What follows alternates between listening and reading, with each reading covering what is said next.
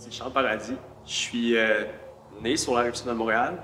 J'ai grandi avec deux sœurs qui étaient comme super bonnes à l'école. Chez nous, en fait, c'était vraiment comme axé vers le succès scolaire. Puis moi, c'était vraiment pas mon thing, en fait, là.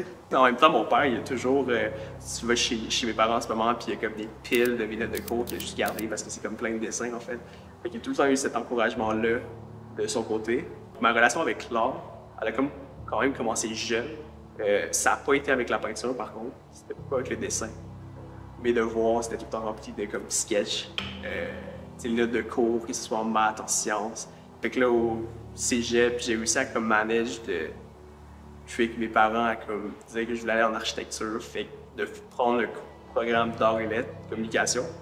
Et de dire que j'allais faire des cours de maths en option pour comme aller en architecture, qui est comme de quoi de plus safe, mettons, je dirais.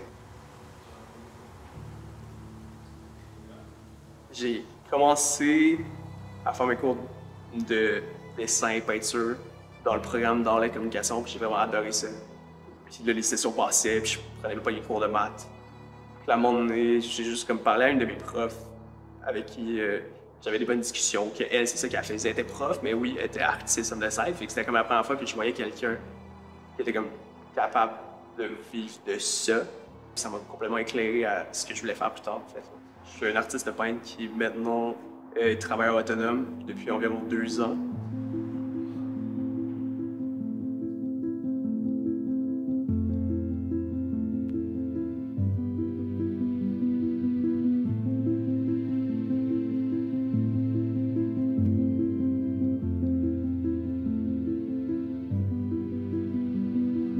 Quand je suis sorti de l'école, la pression de comme trouver ton style, de comme tout le temps faire la même affaire. Ça reste tout le temps comme au-dessus de ta tête, à genre, tu vas pas réussir dans le monde de l'art tant que t'as pas trouvé ça, tu sais. Puis là, j'ai réalisé que comme le style, c'est vraiment plus large qu'on pense, tu sais. Au final, tu te crées une espèce de langage visuel. Mettons, c'est ta façon d'étendre la peinture. C'est ta façon de faire ces arbres-là, c'est ta façon de faire les chaises de cette façon-là. Puis au final, quand tu crées cette espèce de langage-là, qui est comme un vocabulaire immense, tu peux combiner ça puis juste créer un monde complet, en fait. L'inspiration, en fait, elle vient au début, je te dirais, comme au début d'une série, justement, comme je fais une coupure complète avec ce qui s'est passé avant. La série que j'avais faite juste avant la dernière série que j'ai faite, c'était vraiment plus structuré, les couleurs étaient vraiment plus sombres. Pour moi, je faisais comme les œuvres que ça me tentait, puis that's it, puis c'est juste à la fin, quand je me suis rendu compte que comme la 12e toile était devenue genre, j'utilise quasiment juste du noir, tu sais, que j'ai fait, ok, ouais, celle-là, ça va être la dernière, puis je vais passer à autre chose, puis comme la nouvelle série que j'ai faite, c'est complètement l'inverse, tu sais, c'est comme, il n'y a aucune structure, je fais pas de sketch avant, je limite vraiment ma palette de couleurs à pas utiliser des couleurs trop sombres, fait que tout est un peu comme des punches de couleurs. Je pense que c'est un peu influencé par, oui, comment je me sens. Je dirais qu'il y a quand même une pression de comme avoir un meaning à ce que tu fais tout le temps. Puis pour être honnête, comme moi, c'est pas nécessairement comme ça que je crée. Des fois, je fais des toiles, puis c'est juste comme 6 mois après que je vais même trouver un titre, tu sais. En fait, dès que j'ai eu mon studio, en fait, j'essayais de comme y aller un peu quand je voulais, tu sais, de comme faire le cliché, genre avoir l'aura complètement libre, faire n'importe quoi un peu, là. Puis au final, je me suis rendu compte que mon travail était pas terrible. C'était pas assez structuré, je pense. Là. Fait que maintenant, je le traite vraiment comme un 9 à 5 dans le fond. Là. Fait que lundi à vendredi, 9 à 5, je suis là, puis d'être entouré des œuvres. Tu sais, des fois, j'en regarde une, puis là, ça, tu sais, d'un coup, ça déclic. Je me force un peu à comme dire qu'une toile est finie. Parce qu'à chaque fois, mettons, tu sais, il y en a une que ça fait comme 2 mois que j'ai fini, puis si elle est devant moi, je pourrais comme travailler dessus pendant encore, genre, 30 heures. Mais tu sais, des fois, comme, bon, c'est bien que pas assez. Puis j'ai réalisé ça comme assez rapidement que si, à un moment donné, tu t'es dit que ça, c'était chill, même si tu ne crois plus là, faut que tu te fasses confiance un peu à ce que tu pensais avant, puis juste comme puis y toucher. Moi, je struggle un peu aussi avec la perception extérieure, mettons.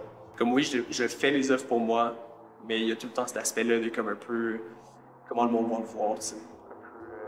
cet aspect-là, qui je pense que ça peut aussi être un moteur aussi de motivation. Comme il y a du monde qui me suivent, qui viennent de pays que je pensais même pas, un jour reach. Avant les réseaux sociaux, c'était impossible là, dans ma tête. La moitié voyage, d'avoir des contacts. Genre du vrai monde qui existe puis qui sont intéressés par ce que tu fais à l'autre bout du monde, c'était impensable avant. J'ai fait des ventes dans la vie qui ont juste découlé de ça.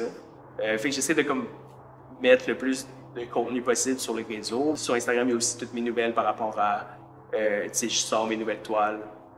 Si je fais des événements, ça va tout être mis là-dessus aussi.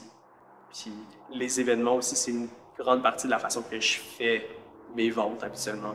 Surtout dans la nouvelle série, c'est des grands formats quand même, il y a beaucoup de textures, fait que de le voir en vrai, ça fait comme complètement toute la différence. Je pense que moi, avant, j'avais vraiment comme le feeling de comme, je fais une expo puis j'ai envie de comme sold out. Mais au final, tu te rends compte que comme, c'est normal de comme, c'est d'avoir même pas la moitié ou même d'avoir zéro en fait. Puis c'est juste les personnes qui étaient là physiquement, c'était juste pas la personne pour cette toile spécifique. T'sais. Puis qu'au final, je reçois un message 2 ans plus tard que la personne a eu un coup de cœur pour cette toile spécifique. Puis le feeling est incroyable, c'est comme. C'est un peu sorti de nulle part, mais tu te rends compte que cette personne-là était faite pour cette toile-là, c'est juste qu'elle n'a pas montré.